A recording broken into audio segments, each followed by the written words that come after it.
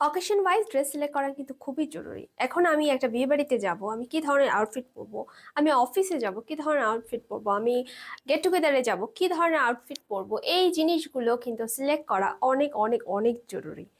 না হলে দেখা যাবে যে আসলে সিচুয়েশনের সাথে আমাদের আউটফিট ম্যাচ করবে না। হ্যাঁ, এখন আমি অফিসে যাচ্ছি, আমি যদি বিয়ে বাড়ির সাজ দিয়ে অফিসে চলে যাই তাহলে কিন্তু হচ্ছে না।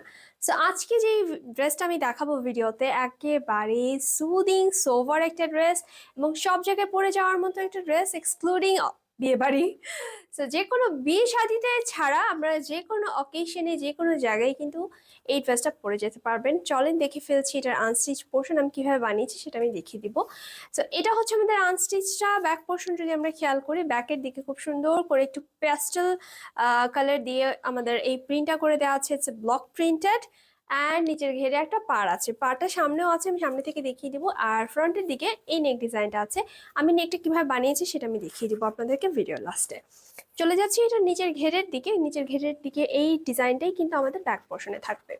সো যে কোনো লেন্থে আপনারা বানিয়ে নিতে পারবেন এবং design it's up to you, চাইলে আমারটার মতো করেও বানানো যাবে।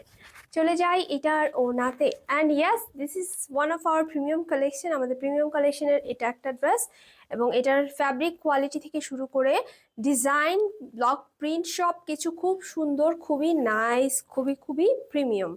সো এই আমাদের ওড়নার মাঝখানের প্রিন্টটা, যেটা কিনা সুন্দর একটা পার্পল টোন দিয়ে করা আছে এবং সাইডের প্রিন্টও দেখতেই পাচ্ছেন, খুবই ইউনিক একটা ডিজাইন কিন্তু। অ্যান্ড স্লিভ আমি 3/4 বানিয়েছি, আপনারা যে কোনো স্লিভই বানিয়ে নিতে পারবেন। অ্যান্ড সালোয়ার যাচ্ছি সালোয়ারে, এবার স্লিভটা আমি দেখাই একদম ফুল স্লিভ হলে কতটুকু হয়। আমি জাস্ট আমার ধরার সুবিধার জন্য আমি ফোল্ড করে ধরছি। এই হচ্ছে আমাদের স্লিভ অ্যান্ড আমাদের সালোয়ার। ওনার মাঝখানে যে প্রিন্টটা, সেই প্রিন্টটা দিয়ে সেলফ প্রিন্ট করে দেওয়া আছে। তো এই আমাদের পুরো আনস্টিচ আউটফিটটা। চলেন দেখে ফেলছি আমি কিভাবে নেক ডিজাইনটা করেছি।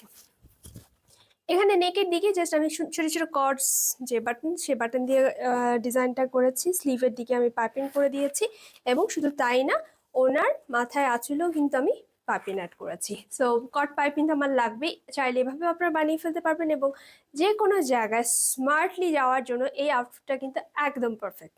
সো আমাকে কমেন্ট করে জানাবেন কেমন লাগছে। থ্যাংক ইউ সো মাচ, ভালো থাকেন, আল্লাহ হাফেজ।